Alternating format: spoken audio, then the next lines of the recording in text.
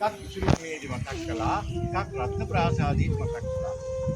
මං ඉසුරුමුණියේදී මතක් කළා අපේ අනුරාධපුරයේ මහා මේඝ වනෝද්‍යානයේ මහමෙවුනා උයනේ අටම ස්ථානය කියලා කිව්වහම ඒ අටම ස්ථානයේ එකක් තමයි මේ ලෝවා මහා ප්‍රාසාදය. ජයශ්‍රී මහ බෝධීන් වහන්සේ ලෝවා මහා ප්‍රාසාදයේ රුවන්මැලිසෑය, සූපාරාමයේ, ලංකාරාමයේ, අබේගිරිය, මිරිසවැටිය ඊළඟට අපි සමාධි පිළිමේ ඒ වගේම අටම ස්ථානයේ වන්දනාවේදී ඉසුරුමුණිය සමාධි පිළිමයක් අටම ස්ථානයට අයත් වුණාට ලෝවා මහා ප්‍රාසාදයේ අටම ස්ථානයට අයිති. ඕන අටම ස්ථානයේ තියෙන ඕනෑම කොටක් ගත්තාම ඒ අටම ස්ථානයේ තුල එක ස්ථානයක් මේ ලෝවා මහා ප්‍රාසාදය. මම අබේගිරියේ රත්න ප්‍රාසාදයේදී මතක් කළා අබේගිරි සම්ප්‍රදායේ දහස් සංඛ්‍යාත වික්ෂුන් වහන්සේලාට විනය කර්ම කටයුතු කරන්න වලගම්බා රජුරුව ඇතුළු රජදරුවන් රත්න ප්‍රාසාදය හැදුවා.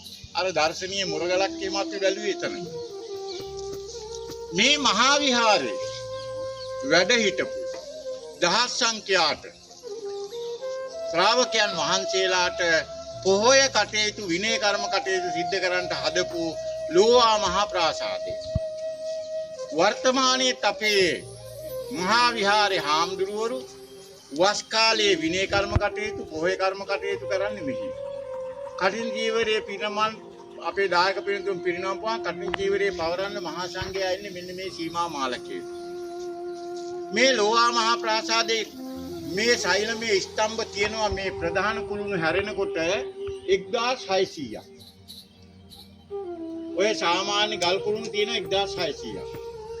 අදත් සිය ගානක් ඒ ගල් කුළුණු ලම්බකව ඇද නැතුව තියෙනවා. කලාතුරකින් එකක් දෙකක් තමයි එහා මෙහා වුණු.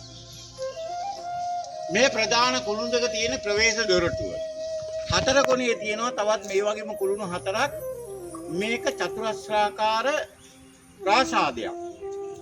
මේකට ලෝවා මහා ප්‍රාසාදය කිව්වේ මේකට මේ ගල් කණු මත පියස්ස වහල සකස් කරලා හෙවිල්ලලා තිබුණේ ලෝහ තහඩු.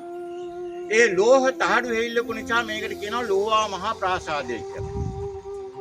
එතකොට ස්වාමීන් වහන්සේලා දහස් ගණනකට විනය කර්ම කටයුතු සිද්ධ කරන්න, භාවනා කටයුතු සිද්ධ කරන්න පුළුවන් කොට නැගිලා. මේක දෙවන පෑතිස්ස රජුරු හැදුවේ පළවෙනි මහල හැටියට. දෙවන පෑතිස්ස රජුරු මිහිඳු මහ රහතන් වහන්සේගේ අනුශාසනා පරිදි සීමා බෝධීන් වහන්සේගේ දක්ෂිණ ශාඛාව අභියස මේ ලෝවා මහා ප්‍රාසාදයේ හැදුවේ තනි තට්ටුවට. එදා තමයි ලෝහ තාඩු හෙවිලලා තිබුණේ. පස්සේ එළාර යුද්ධයේදී එළාර රජුරුවන්ගේ හමුදාවන් මේ ලෝවා මහා ප්‍රාසාදයට යම්නම් හානි ක්‍රමයේ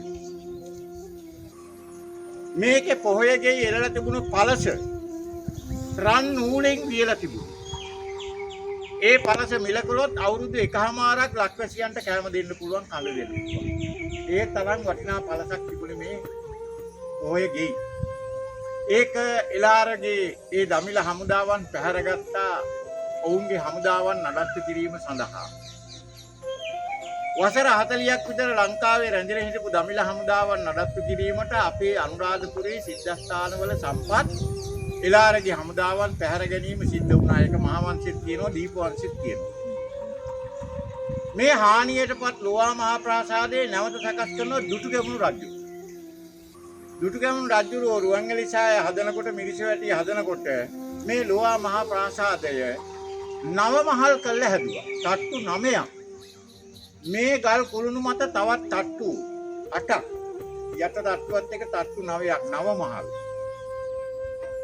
දුටුගැමුණු රජුරෝ නව මහල් කළා බැලපු ලෝවා මහා ප්‍රාසාදය තවත් කාලයක් යනකොට ඉතින් යම් යම් හානි වලටපත් වුණා. අපේ ලංකාවේ ඇති වෙච්ච දේශපාලන විපර්යාස නිසා, ආක්‍රමණ නිසා.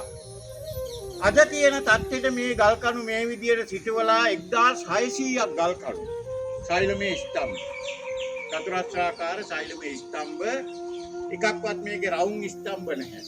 චතුරස්‍රාකාර ස්තම්භ තියෙනවා.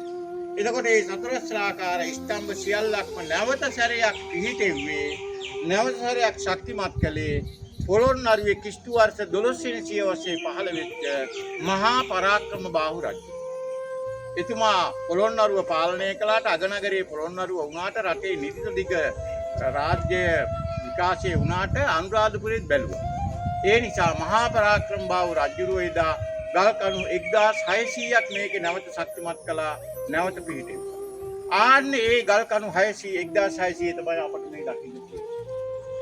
මේ දකින්න තියෙන්නේ. මේ ගල්කණු හතරක් එකතු වුණාම මේ ගල්කණු හතරක් මැද අපේ ශ්‍රාවකයන් වහන්සේලා සිව්නමකට භාවනා කටයුතු වල යෙදෙන්න පුළුවන්. ඒ විදිහට මහල් 9ක් හැටියට දුටුගැමුණු කාලේ තිබිච්ච ප්‍රාසාදය තමයි මේ ලෝවා මහා ප්‍රාසාදය. අබේගිරි වාසී භික්ෂූන්ට රත්න ප්‍රාසාදය, මහා විහාර භික්ෂූන්ට මේ ලෝවා මහා ප්‍රාසාදය. මේ දෙකම ගොඩනැගුවේ රජවරු විනය කර්ම කටයුතු සඳහා, පොහොය කර්ම කටයුතු සඳහා. එහෙමනම් අටම ස්ථානෙන් එක ස්ථානයක් හැටියට අපි මේ බැලුවේ, අපි මේ දැක්කේ ලෝවා මහා ප්‍රාසාදය. දැන් අපි යමු